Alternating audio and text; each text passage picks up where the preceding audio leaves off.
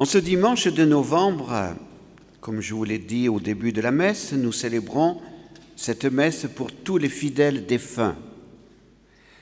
Prier pour les fidèles défunts le lendemain de la solennité de Toussaint est un grand signe d'espérance. L'Église annonce avec conviction et foi que la mort n'est pas la fin absolue de la vie humaine. Le corps meurt, certes. Il y a bien la séparation du corps et de l'âme, mais l'âme spirituelle ne peut pas mourir.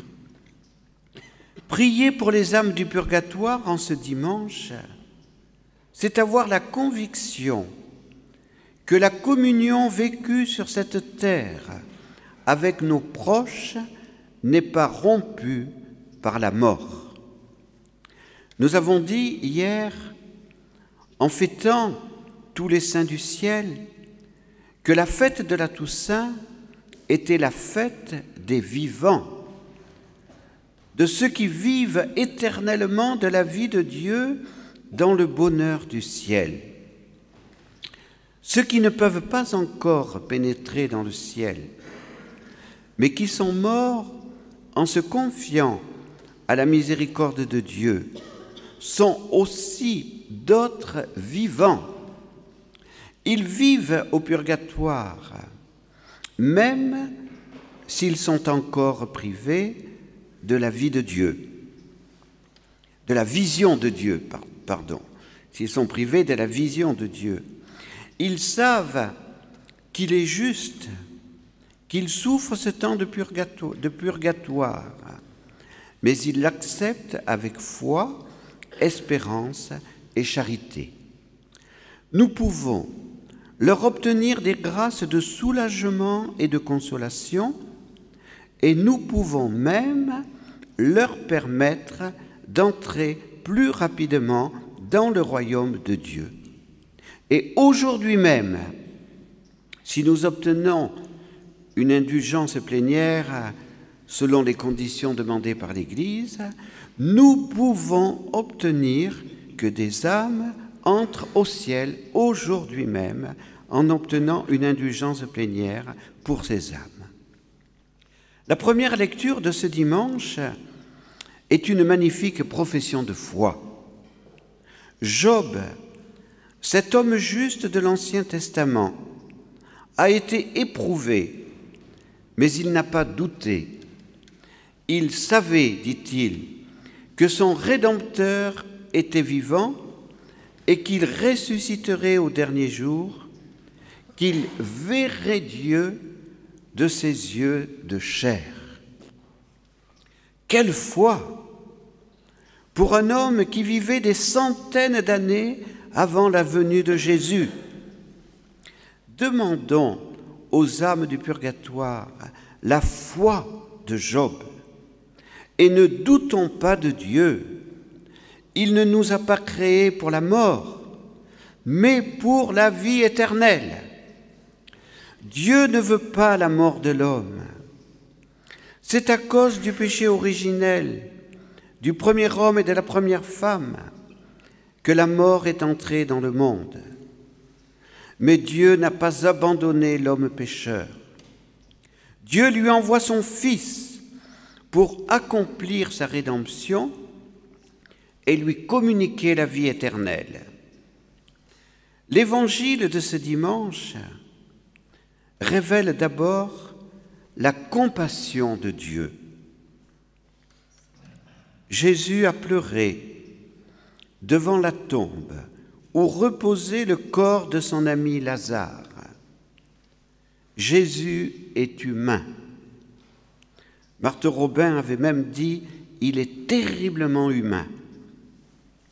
Il compatit en vérité à la souffrance de ses frères et sœurs. Mais en même temps, Jésus est la personne divine du Fils de Dieu.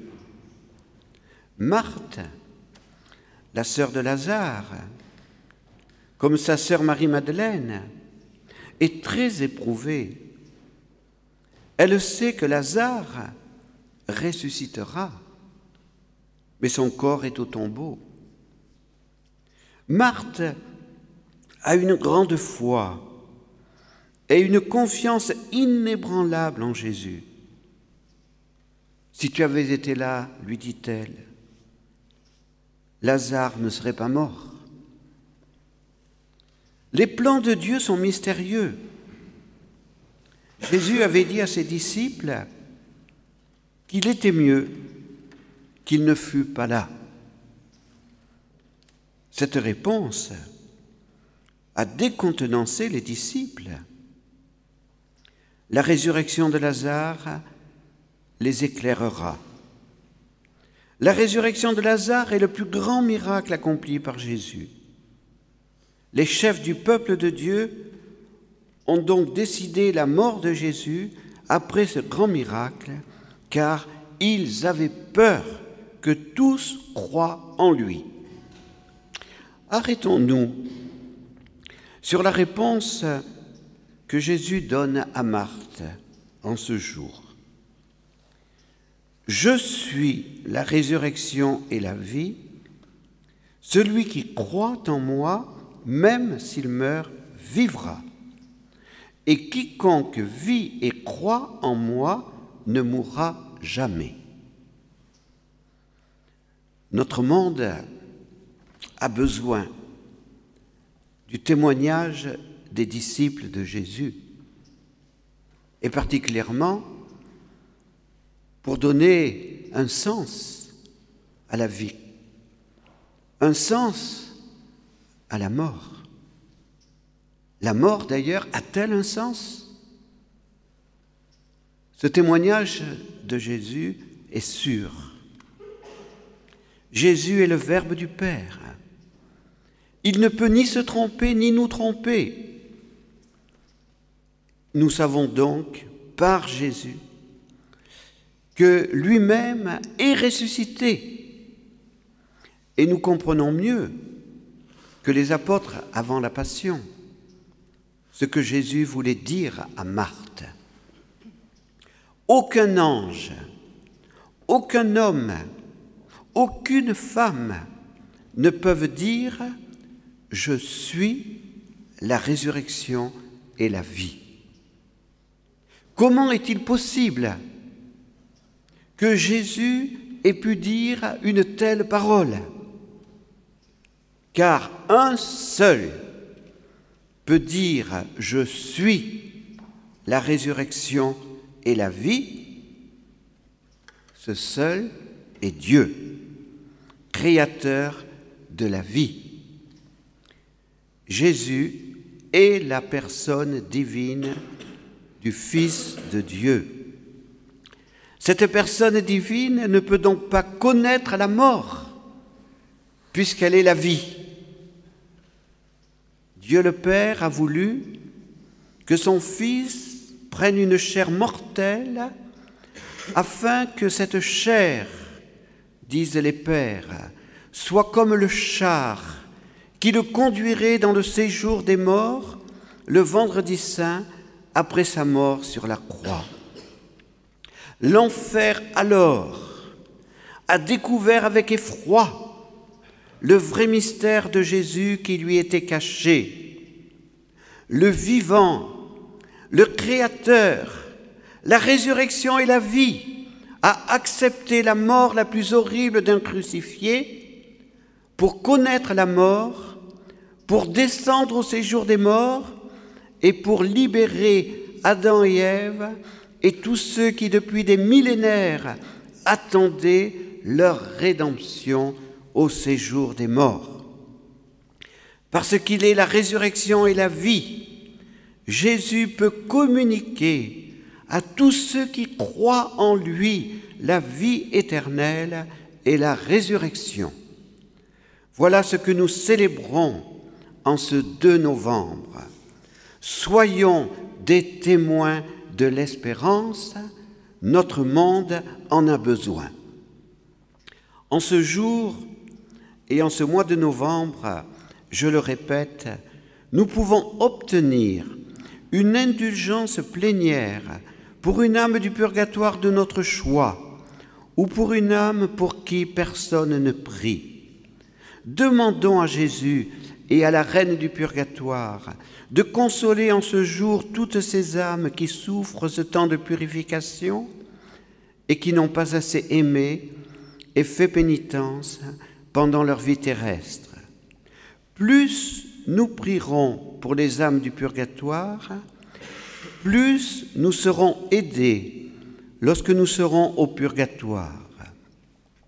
Le purgatoire n'est pas un châtiment infligé par Dieu aux âmes qui ne sont pas encore prêtes pour entrer au ciel. Il est au contraire un nouveau don de la miséricorde divine.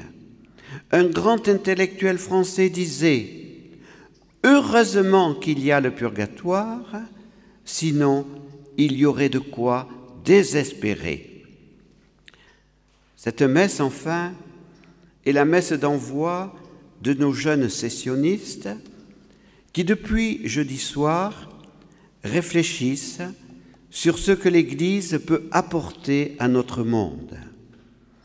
Ils ont compris la mission irremplaçable de l'Église. Cette mission, l'Église ne se l'est pas donnée. Elle la reçoit du Fils de Dieu, Jésus, qui est la résurrection et la vie. Nos contemporains sont découragés par la crise économique, dont la première cause est la crise spirituelle et morale. Ils ne savent plus en qui faire confiance à cause des trop nombreux scandales révélés chaque jour dans les informations. La France et l'Europe sont malades, très malades. Elles sont malades de la mort de Dieu qui a entraîné la perte du sens de l'existence humaine. Si Dieu n'existe pas, l'homme devient un loup pour l'homme. Mais heureusement, Dieu existe. Et les jeunes qui sont là en sont les témoins. Il nous a envoyé son Fils unique, qui a institué l'Église, sacrement du salut pour tous les hommes.